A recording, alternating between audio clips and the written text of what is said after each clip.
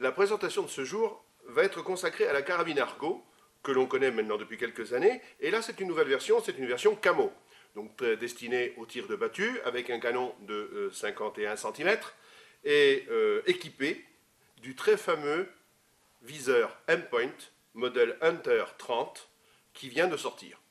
Donc ce modèle Hunter 30 a un petit frère, ou un grand frère si on veut, qui s'appelle le H34, puis qui a un diamètre de 34 mm, et qui est beaucoup plus lumineux. Ceci dit, il n'y a aucun souci avec ce genre de produit-là, dans la mesure où la luminosité, on l'a toujours. On va donc faire un essai de tir et voir comment on peut obtenir de bons résultats avec ce type de viseur qui, rappelons-le, est ce qui se fait de mieux à l'heure actuelle au monde. Hein, ça, il ne faut jamais oublier ça. Il y a M-Point et le reste. Ceci dit, on a un point dessus qui est de 2 minutes d'angle, hein, de MOA, ce qui nous donne à la distance de 100 mètres un diamètre de rond rouge, hein, de point rouge que l'on va avoir qui va faire 6 cm.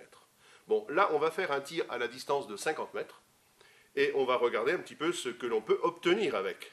Bon, l'a priori est très favorable. Bon, la carabine, celle-ci est chambrée en 300 Winchester Magnum. Elle est équipée ici sur cette crosse, c'est une crosse comfort, comme ils disent, hein, crosse confort, on va dire ça en français, avec un busc en polyuréthane qui est très agréable, notamment à l'épaulé, hein, et à la joue, une plaque de couche qui est très très molle et qui absorbe parfaitement le recul, plus tous les inserts qu'il y a à l'intérieur de cette crosse qui absorbent eux aussi le recul. Et c'est vrai que dernièrement j'ai été amené à tirer une Argo donc en 7,64 avec une crosse bois, donc pas la crosse confort, eh bien on avait un recul qui était supérieur en 7,64 à une 300 qui était équipée d'une crosse confort. Et on avait des températures qui étaient très très chaudes, hein. Ça se passait dans le midi lors justement de la présentation des très fameux M-Point H30 et H34. Donc nous allons passer à l'application, voir s'il faut régler un petit peu mieux ce M-Point pour essayer de faire de belles balles et puis de belles balles au centre. Et puis ma foi, on voit tout ça après. Bon, eh bien on va attaquer le tir. Je vais brancher une caméra là-bas en cible pour voir un petit peu où sont les impacts, bon, pour les contrôler aussi avec le Minox qui est là. On va utiliser une munition chargée par Fédéral. Bon, c'est une munition baptisée Fusion. 300 Winchester Magnum, une balle de 180 grains, si j'ai pas... Non, 165 grains, pardon. En théorie, le M-Point est réglé avec cette balle. On va voir s'il est nécessaire de faire un peu plus de réglage. On va introduire une cartouche. Pour allumer le M-Point, très simple, on appuie simplement sur le signe plus qui est ici, et ça le met au niveau 7. Et on va essayer un premier tir.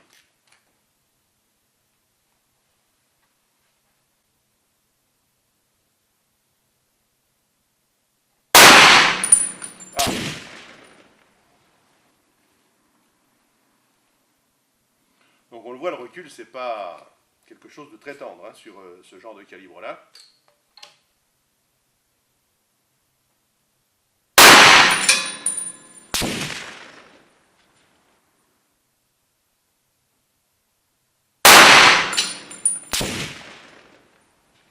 Bon, ces 3 tirs sont terminés. On va regarder ce que ça dit dans la lunette. Donc nous avons 3 tirs hauts. Donc là, ce qu'il nous faut faire, c'est modifier le réglage de façon à descendre les impacts, parce que là, c'est incompatible avec un tir de battue. La carabine est un petit peu chaude quand même. Donc on va essayer avec 3 fusions, et puis avec 3 autres cartouches d'une autre marque. Et on va voir quel est le meilleur résultat, parce que d'une carabine à l'autre, il peut y avoir des changements qui sont des fois assez sensibles.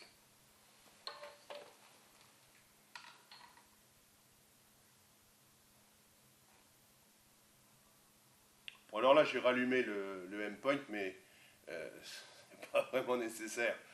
Hein, c'était avec tous les autres engins où on économisait les piles, mais vraiment au maximum. Là, la batterie, hein, qui est dessus dure 50 000 heures, donc ça fait 5 ans et quelque chose. En continu, hein, bien sûr. Hein.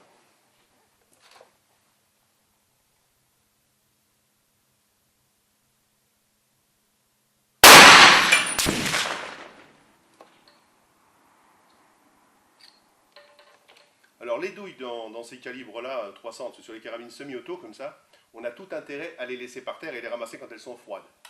Parce que là c'est un truc à se brûler, mais méchant. Hein.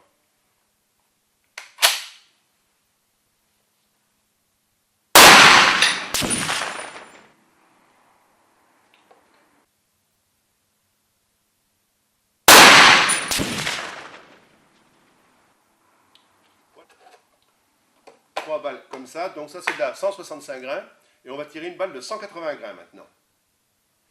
On va quand même contrôler les impacts.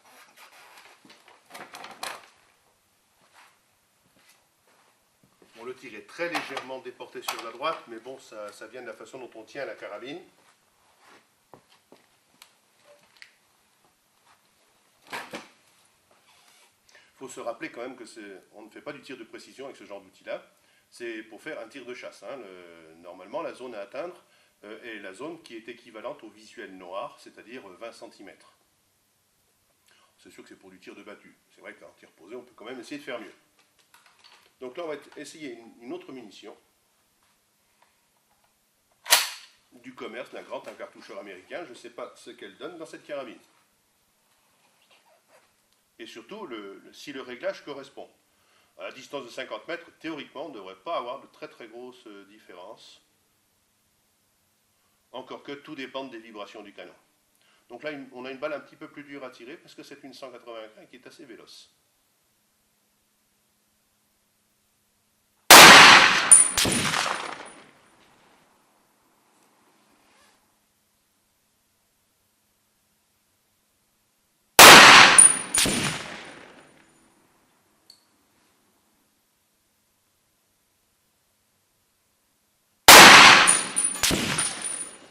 Voilà, tir terminé.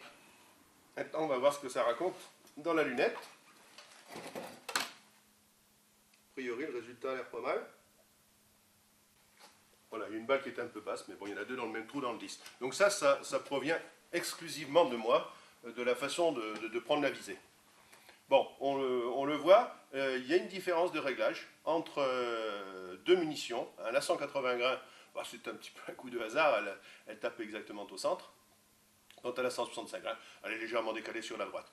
Donc ça, il faut le savoir pour lorsque l'on part à la chasse, on a quand même tout intérêt à avoir un réglage qui soit de cet ordre-là, parce que ça permet d'avoir un minimum d'erreur, puisque le tir de battu, ce genre de viseur est adapté au tir de battu. C'est un tir qui est quand même relativement approximatif, et quand effectivement sur un point visé, on arrive systématiquement à atteindre un cercle, ils ont un rectangle, enfin un carré, pardon, de 20 cm de côté ou de diamètre, bah c'est tout bon, hein, on est dedans, et à chaque fois ça tombe proprement, et on ne fait pas souffrir les animaux parce qu'on les atteint au point visé. Bon, autre particularité sur ce viseur, c'est que même si on ne tient pas parfaitement l'arme, mais il faut la tenir droite quand même, la balle atteint là où on a le point rouge. Ça c'est très très important. Une autre précision, en battu, c'est vrai, on tirera en ayant le canon en mouvement, on ne va pas essayer de bloquer sur l'animal parce que c'est le meilleur moyen pour faire une patte arrière. Ça, c'est terrible pour la bête. Sinon, on fait une balle dessous ou une balle derrière, ce qui est beaucoup moins grave. C'est un peu frustrant. Notre carabine Argo, on va la conserver, on va regarder un petit peu plus tard aussi ce qu'il est possible de faire parce qu'on va toucher un canon de 60 cm ou 61, je ne sais pas exactement, qui s'adapte dessus et qui s'adaptera pour le tir de battu, comme on l'a vu. Là, on a une bossette et une détente qui est très précise. Donc ça permet quand même de faire des bonnes choses, et à ce moment-là, on y montrera une lunette dessus. Et je suis persuadé qu'on devrait avoir des résultats plutôt sympas.